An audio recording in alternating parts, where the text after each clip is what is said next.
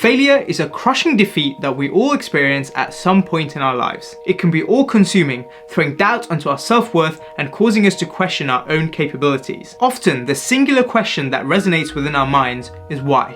Why did I fail? Understanding the answer to this very question is the key to moving on from any past failures and hopefully avoiding any future failures. So after a lot of thought and deliberation, I've come up with a framework that has helped me, and I'm hoping it's going to do the same for you.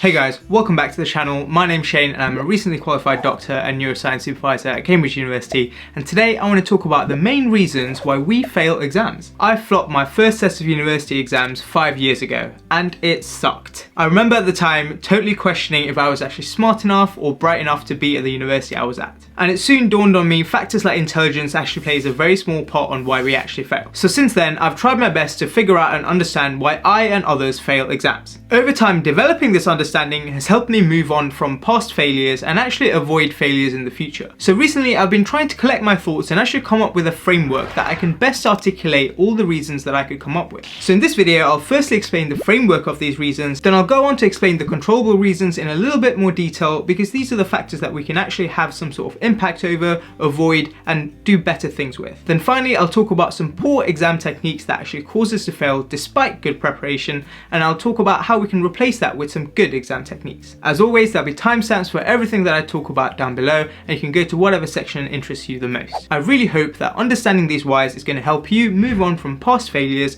and hopefully avoid any future exam failures, just as it's helped me. Because honestly, I don't want anyone to go through a phase after exam failure thinking that they're not good enough and their intelligence isn't up to scratch. So yeah, with that being said, let's get into it.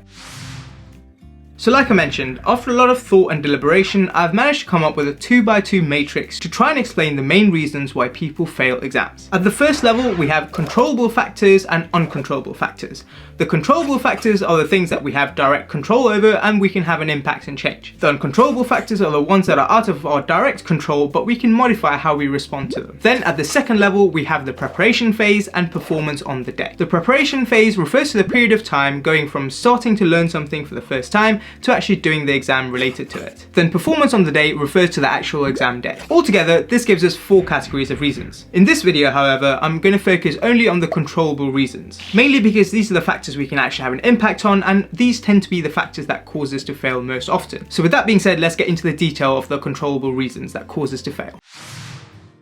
So the first controllable reason that causes us to fail by affecting us in the preparation phase is the utilization of low-yield studying methods. So this refers to utilizing low-yield study methods such as note-taking and rereading instead of using high-impact strategies like active recall, spaced repetition, and exam-focused testing. So basically, it doesn't matter how hard you work, if you end up using these low-yield strategies, you're kind of setting yourself up for failure.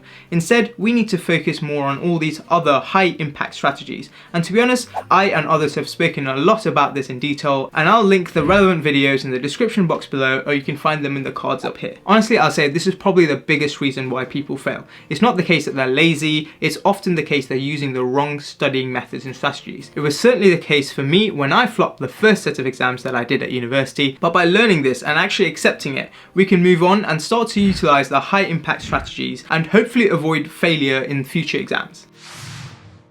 The second reason within this category is inadequate revision intensity. This essentially means we don't revise enough in the run-up to exams. And now I'll explain why that's a problem. So basically, activating relevant memories in the run-up to exams means that they are easier and more successfully retrieved on the day of the actual exam. Despite intuitively knowing this, we often don't spend enough time revising in the run-up to exams, meaning that the information that we need isn't fresh enough in our minds, therefore it's just not going to come to us on the actual exam day. So yeah, using high impact evidence-based strategies like active recall, spaced repetition and testing is all well and good, but if you don't revise with sufficient intensity and remain focused in the run-up to exams, it's kind of fruitless. So it's important to stay focused and revise adequately in the run-up to exams. Again, I and others have talked about how to remain focused and study more effectively for longer. So if that's something that you're struggling with, definitely check out the relevant video. I'll put the link in the description box down below, or you can find it in one of the cards I'll put up here. So the third and final reason within this category is inaccurate perception, either underconfidence or overconfidence. And I'll explain what I mean by that. So underconfidence refers to the way that you view your exam preparation and your capabilities in the run-up to exams. If you perceive that you're going to fail and you know what, you don't feel like you're ready, you're kind of setting yourself up for failure, especially if you walk into the exam with that attitude. Equally, overconfidence causes us to overestimate what we actually know, and as a result we overlook some things in our revision process because, we think we know it, so we don't need to revise it. But lo and behold, the actual exam day comes, you open the exam paper and the question is there on the topic that you thought you knew really well, but you just aren't able to answer it. So yeah, inaccurate perceptions of your knowledge and confidence level causes you to underperform on the exam day by affecting your preparation. So the easiest way to achieve a neutral perception is to actually trust an automated revision process. If you automate the revision process to follow a spaced repetition kind of format, you can essentially trust the process, and you know that if you follow that system, you're going to be ready and prepared for the exams. Another really useful way to gain an accurate perception of where you're at is to do past exam questions and do exam focused testing. This again is another high impact and high yield evidence-based strategy that's going to help improve your exam scores. So the next reason comes under the second category of reasons, which are controllable factors that affect our performance on the day of the exam. This is stress. Exams are inherently stressful experiences, but by allowing ourselves to be consumed by this stress, it causes us to underperform on the day of the actual exam. In psychology, there's a graph called the Yerkes-Dodson curve, which essentially maps performance with stress. A little bit of stress, also known as good stress, causes you to actually increase your performance and perform at an optimal level.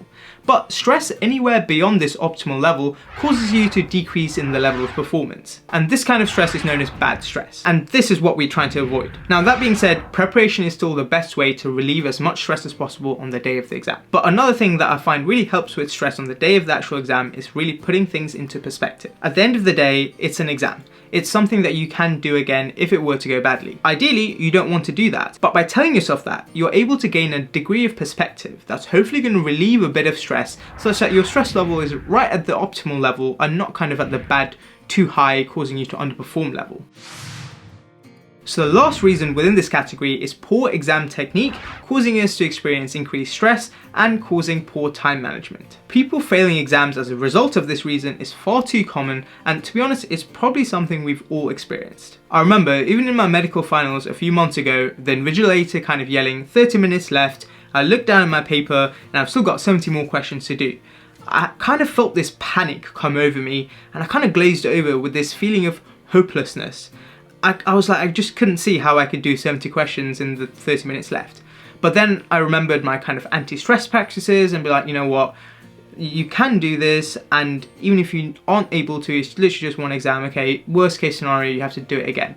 That kind of reasoning with myself and gaining perspective allowed me to calm myself down and move my stress level into a more optimal position for me to actually continue, push through and finish, and I actually managed to finish it with 5 minutes left. So hopefully my experience highlights two things.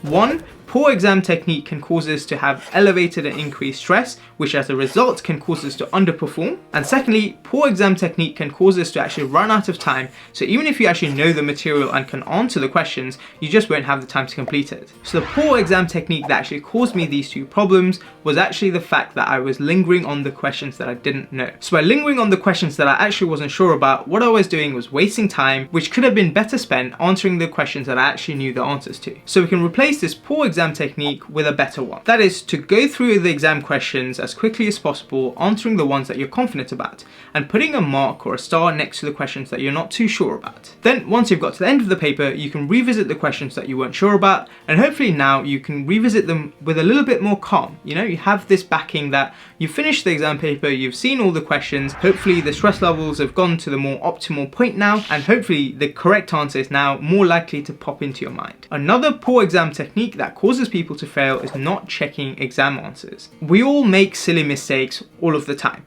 You know, we might be thinking, oh yes, the answer is B, we know the answer is B, but we end up circling C. And if you don't come back to actually check the answers, what you've done is lost a mark. So obviously to avoid this, we should allocate a bit of time to recheck all of our answers, not just the ones that we weren't sure about, but even the ones that we were sure about. Because often it's actually these questions that we end up making silly mistakes on. Again, doing this is reliant on having good time management skills within the exam, because it's all well and good intending to do this, but if you get to the end of the exam and you haven't got any time, what are you going to do? So yeah, this kind of ties in with the previous point that I made. We need to use good exam techniques to manage our time better, to hopefully allow us to both recheck our answers and also answer the unsure questions with a little bit more clarity. Now that you're aware of the controllable reasons that often causes us to fail, hopefully you can start avoiding these and start replacing these with good practices. I highly recommend checking out both of these videos to give you a good starting point in helping you with the preparation phase. If you've enjoyed this video, don't forget to like and smash that subscribe button. But that's it from me for today, and I'll see you guys next time.